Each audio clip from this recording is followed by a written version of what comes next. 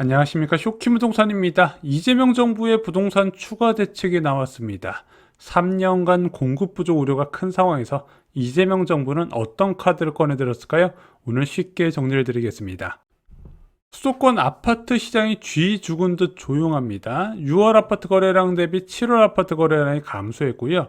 7월 아파트 거래량 대비 다시 8월 아파트 거래량 감소폭이 커지고 있는 상황이에요. 제가 볼 때는요, 이 추세가 이어진다면 3천 건대로 거래량이 줄어들 것으로 예상이 되는데, 2024년 8월에 총량 규제 도입 이후에 아파트 거래량이 3천 건대로 급감을 했고 겨울에 급매 증가로 연결됐거든요. 이번에도 좀 그럴 가능성이 있지 않나 개인적으로 보고 있습니다. 왜 거래가 죽었을까요? 일단은 627 대책의 효과를 좀 주목하실 필요가 있어요. 자, 627 대책 이전에요. 상급지 중심에 굉장히 과열이 심하게 나타났거든요. 상급지 아파트는 올해 1월부터 6월까지 뭐 30% 이상 급등한 곳도 많이 있잖아요. 상급지가 오르니까 중급지도 올라가는 타이밍이었고, 중급지가 이제 본격적으로 오를까 하는 시점에 627 대책이 나왔단 말입니다. 자, 그래서 이런 강력한 대책이 나오고 나서 원래 시장이 한두 달 정도 좀 관망세가 나타나면 이런 규제가 시장이 어떻게 반응하는지 체크할 시간이 필요하거든요. 그에 따른 효과가 지금 나타나고 있는 거고요. 두 번째는 가격 피로감입니다. 중상급지 이상으로 너무 많이 올랐어요. 여기서 더 오를 수 있을까 싶을 가격까지 올라간 상태에서 규제가 나왔다는 거죠. 그래서 사람들이, 매수자들도 자금이 있는 사람이 섣불리 잡으려고 안 합니다. 이 가격에는 안 사고 싶은 거예요. 마지막으로 추가 대책 경계감이 있는 겁니다. 자, 지금 정부에서는 이 대책으로 끝내지 않을 거라는 이제 이 생각이 많이 있는 상황에서, 야, 지금 무엇인가 샀다가 추가 규제 맞으면 어떻게, 이런 경계감도 지금 거래 급감에 영향을 주고 있다는 거죠. 그럼 추가 대책 어떤 것이 나올까요? 보통 부동산 대책은 크게 두 가지로 나눠집니다. 첫 번째는 수요 억제책이에요. 뭐 대출 규제나 세금 규제 등이 있겠죠.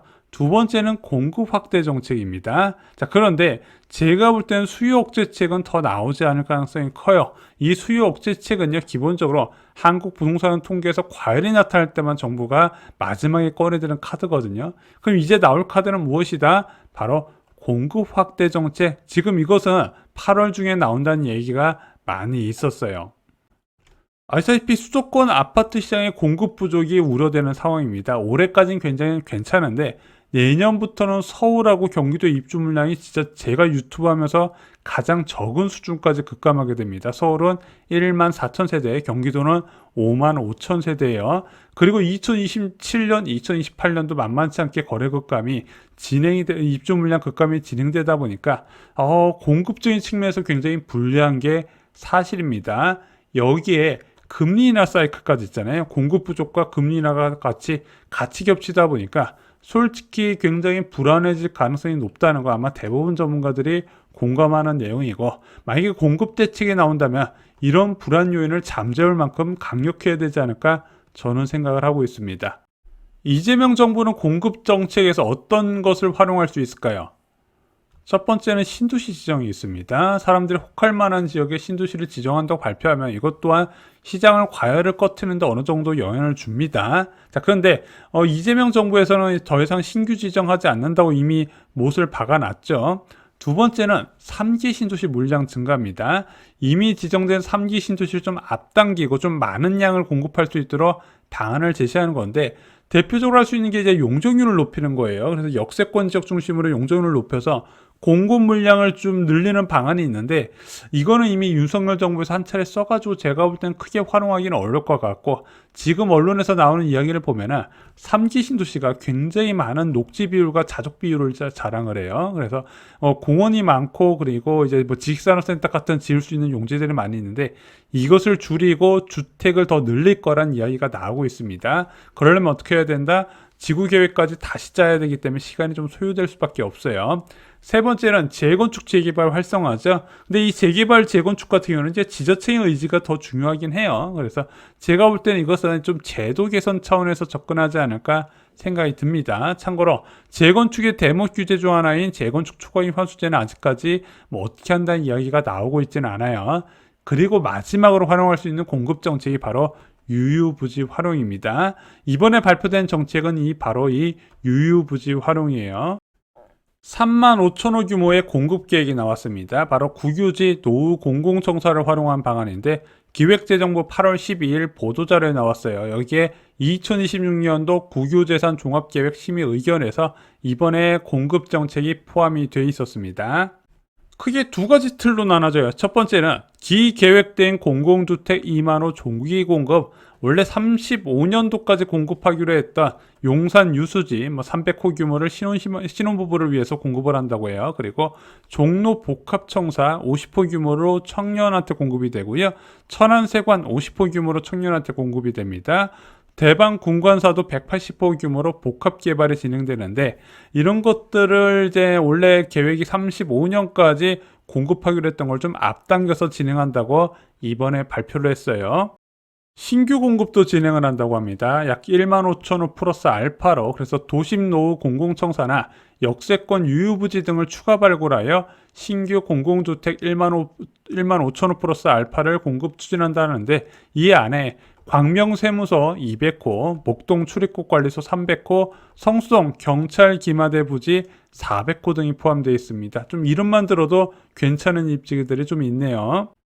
다만 좀 생각해 볼 게 있습니다. 현재 부동산 시장 불안의 원인, 30대 중반에서 40대 초반의 내 집 마련 수요 증가거든요. 예전 문재인 정부 때처럼 막 투자자가 시장을 선점하고 막 집값을 끌어올리고 이런 거보다는 좀 실소자 중심으로 가라 이제 시장이 움직이고 있는데, 이 실소자들이 24평에서 34평의 비싼 아파트를 선호하는 게 좀 과열의 원인이 되고 있거든요. 그래서 이런 이제 선호 높은 아파트를 쏟아내는 게 공급이긴 한데, 지금 나온 정책은 전 그렇게까지 효과를 보기는 어렵다고 생각합니다. 왜 어렵다고 볼까요? 이것은 취약계층을 위한 주거정책에 가깝기 때문입니다. 자, 이런 취약계층을 챙기다 보면요, 일단은 주택 공급의 면적이 작아져요. 예전에 박근혜 정부 시절에 대학생, 청년, 신혼부부를 위한 행복주택 정책 기억나시나요? 자, 신혼부부한테 전용 면적 상구 타입 18평, 19평짜리 아파트를 공급했었던 굉장히 탁상 행정에 가까웠던 정책이죠. 그렇게 된다니까요. 이런 특정 계층만 다룬다면요. 또한 자격 요건도 엄격해지다 보니까 보편적인 주택 공급 확대 정책의 효과가 덜해요. 아까도 말씀드렸다시피 24평에서 34평 아파트 부족의 시장 원인이 불안 원인이 있는데 전혀 다르게 대응을 한다는 거죠. 특히 이런 식으로 공급되는 주택 면적은 보통 원룸이나 투룸이 많은데, 이런 원룸이나 투룸은 공급 수단이 좀 다양한 측면이 있어요. 공공이 보유한 부지를 활용해서 주택을 공급한다는 거 아이디어는 좋지만요, 이런 정책이 가장 큰 문제점이 있습니다. 오랜 시간이 필요하다는 거예요. 자, 문재인 정부 때 이런 정책 안 나왔을까요?